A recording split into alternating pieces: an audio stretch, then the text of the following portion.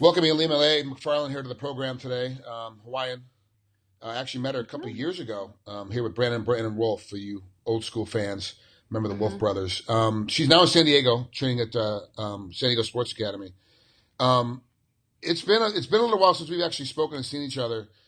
Uh, how has training been? I know obviously Liz Carmouche is down there with you, but you've got to kind of find your own path as well. You can't follow in the Mm-hmm. footsteps of every other, and you're kind of at a weird time in women's MMA because there's a changing of the big name of the guard. You know, Ronda Rousey obviously just lost. Now Holly Holm is the big name. Misha Tate also is Mm-hmm. back in the mix. You know, those are the big names up there. And of course, you have the 115-pound champs that bounced around that were over at the UFC that you know with they've had their huge change too as far as who's on the top now. Obviously, you ran a Jurcic's on the champ at 15, but Mm-hmm. you're kind of in that weird time where every female has to kind of develop and find their own path. Mm-hmm. Have you been finding it hard to kind of find your own path? Not really. I actually feel that my career has been, in a sense, accelerated, and has been a lot faster than most. I literally joined the gym probably 3 years ago. Uh, I joined the gym and it was originally just to get back into shape and get fit. I started competing about a year later, and I turned pro a year ago. And so I think that, yeah, so far my path has been fairly easier than a lot Okay. who have been, putting in work for way longer than I have.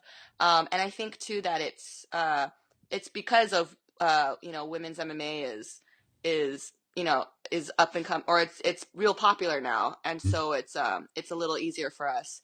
And I remember even Brandon Wolf, um, when I was training with him, whenever I would go back home, he was the one that told me, you got to strike while the iron's hot. Yeah. And and at that time, I didn't even think I was even gonna be fighting at all or competing. But he's like, no, I think you should really go for it.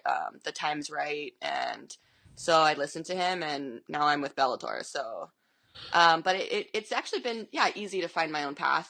I found a little niche that I belong in, and yeah, it's good. Katie Cash was your first fight, the Explode Fight Series. The very next Yeah. fight, Maria Rios, and you were in Bellator 141. Um, Mhm. that was back in August of Mhm. 2015. Your next fight is coming up here in January, end of January Mhm. 29th. It seems like a long layoff for that. You know, you said you want to strike with the irons hot, but that kind of implies fight as much as possible, as often as Yeah. possible. Mhm. Was there a reason why you sat out, or just because Bellator just didn't have a fight for you at that time? Yeah, there really wasn't any real reason, Okay. and honestly, it was okay. I was okay with it because prior to me turning pro, I had officially I had 5 amateur fights, but really I had 9 amateur fights. Just 4 of them weren't Okay. recorded for some reason. Yeah. And so I was fighting almost every month, Mhm. and that was only within like a year's time. So we were fine with taking that break because I didn't know that that's actually a lot of fights, I guess. So, Yeah, it is. yeah, so we were fine with taking the time off, and then it was probably around we wanted to get a fight in before the end of the year, but yeah, Bellator just didn't really have anything going on, and for women. And then so we made a little bit of noise on social media in like November-ish, and then that's when we're like, okay, they gave us a shot. So, yeah, but it's not a problem. Okay, good. And for those of you that don't know, in amateur fights, she first pro fight was Explode, but her last amateur fight was also for Explode, where she beat Mhm. Angela Danzig, who is Mac Danzig's wife. Mhm. So the circle's very small. Mac and I trained Oh, together okay. back at the Raw Training Center, very back in the early days. Mac and I were Mhm. main training partners, and then one of my first official pro reffing assignments when I started reffing MMA was with Mac in the corner reffing Angela. Okay. One of her matches. She actually Yeah. ended up winning that one as well. So, but yeah, it's weird how MMA. It seems like it's so big now, it's so huge, it's so international, but really, it's we're still all very 1 degree of separation. You know, it's very Yes. simple. One phone call Totally. away, you can pretty much get anybody on the phone, find anybody that you need to, because the community is still very small. Do you feel Mhm. that still that smallness, that sense of it's really close knit, and really you're 1 degree of such of separation from getting a hold of Angela Tackett and asking her directly, hey, how do you want to play this game? Do you want to, do you want to talk trash? Do you want to go straight forward from it? Yeah, yeah. No, absolutely. Like we knew immediately off the back like who she trained with. We had our connections and everything. So yeah, I think the MMA community is very extremely small. And if it's not, if we don't have that 1 degree of separation in MMA itself, it's going to be in some other art like jujitsu, or something. So definitely small community, small world, So of what do you course. know about Amber Tackett? Break her down for us. I Um, mean, there's not much to see because she's like you. She's only had 2 fights, but she's 1-1. So it's not like mhm, you're going to see a plethora of video mhm, on her. But how did you break her down, and mhm. were you able to see anything on her at all?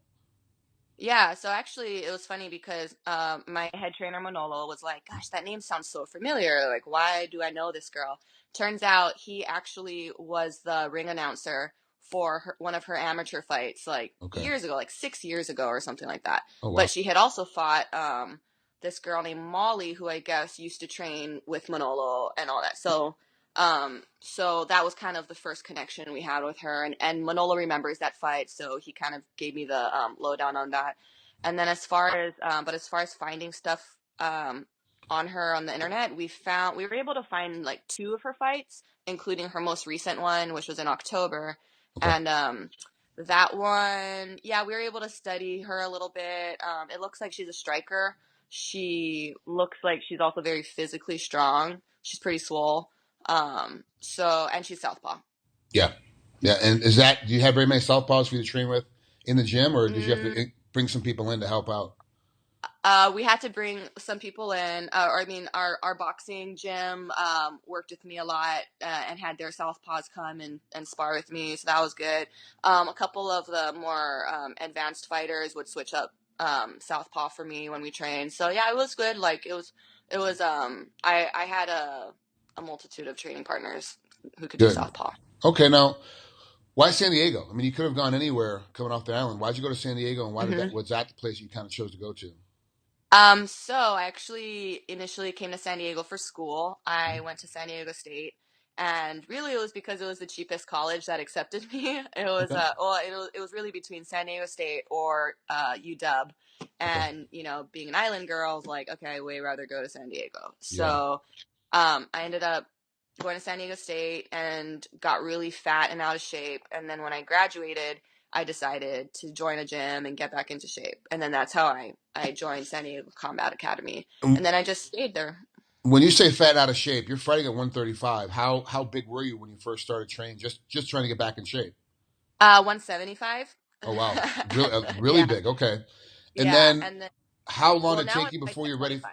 Say again. Now I'm fighting at 25. Oh, 25. I'm sorry, I said 35, Yeah. not 25. No, it's But fine. so Dog has that at 35. you for your first amateur fight was at what weight?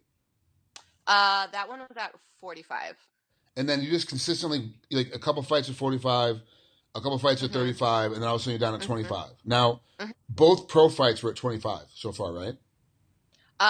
No, my first one was at 35. Okay. That was the Katie Castro one.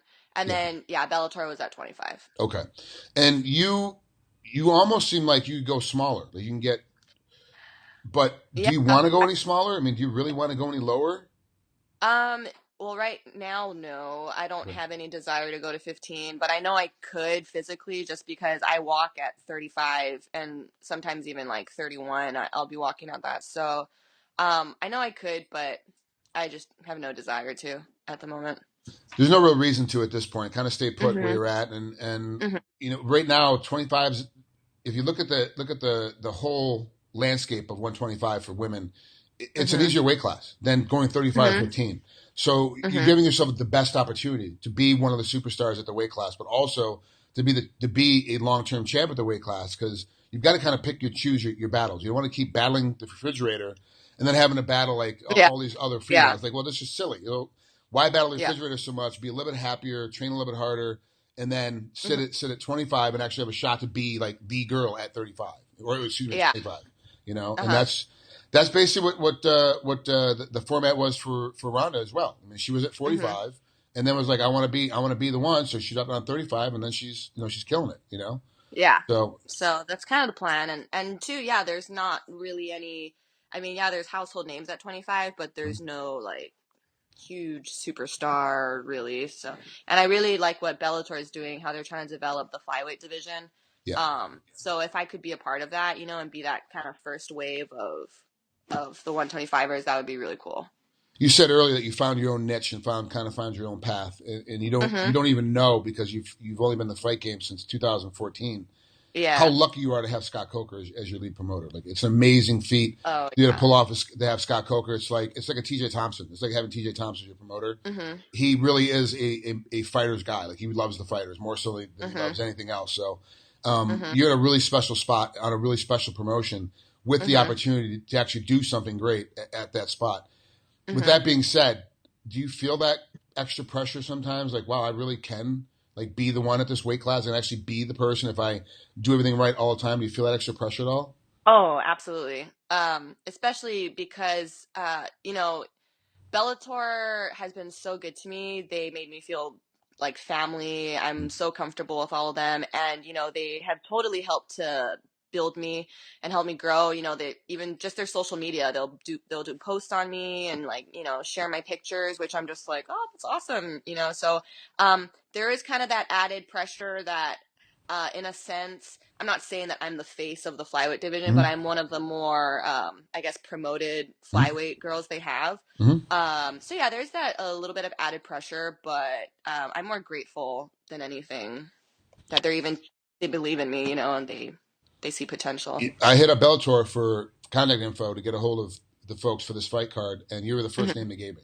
Like, it was 100%, wasn't a doubt. Like, within about 45, 50 seconds after sending the email, I had like 3 names that came across. Yours was number one that came through. So it was like, they are from an internal aspect, they're trying to promote you as well. It's not just, you don't just get the feeling you're being promoted. That's actually what they're doing. They're trying to help Yeah. you get through. So it So was that's neat to really see. cool. It's fun. And yeah, it is cool to see that they're taking the risk, that they see the potential on because usually it's going to be, let's wait till she's 6-0. Let's wait till she's 7-0, and then we'll start to promote. Yeah. But they're actually doing it now. Like, no, she's 2-0. Let's put her up. Let's see what happens with this. So good for you. I'm really happy that Bellator is actually jumping on this weight class and really making it an ability. The only flaw I have with Bellator is that they let you guys sit too long in between fights. They just don't have the fights per year to have you guys fight more. That's my only complaint with them.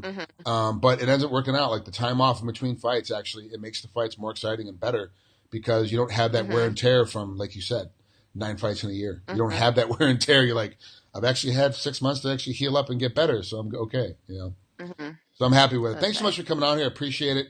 Yeah, thank you so much. I know it's tough during training camp to get through and stop off in the middle of it to do these things. You're coming up on the end of it. It's January 15th right now. Your fight's on January 29th.